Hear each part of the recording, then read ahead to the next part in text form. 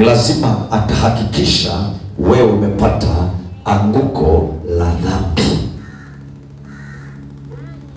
Kama hakuna dhambi, hakuna mlango wa mauti kwenye maisha yako. Kwa ili mauti ikufikie, ni lazima kuwe na dhambi.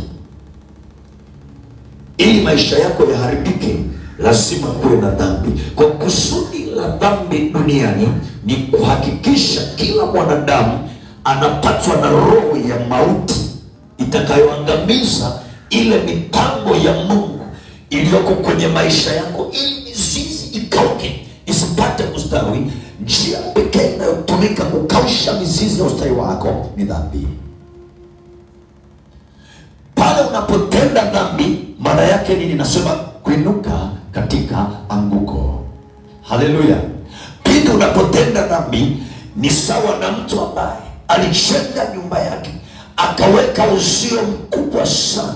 Bwana Yesu asifiwe.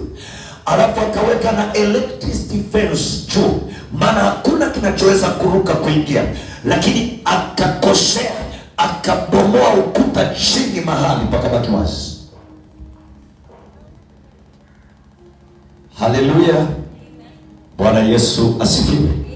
Akakosea, nyumba ile ikabomoka mahali padogo penye uwezo wa kuingia mbwa mwitu, penye uwezo wa kuingia mwizi. Ukubali ukatae, hiyo nyumba hata kama ina fence juu, utakutana na wezi ndani. Otherwise umeziba pale mahali palikobomoka.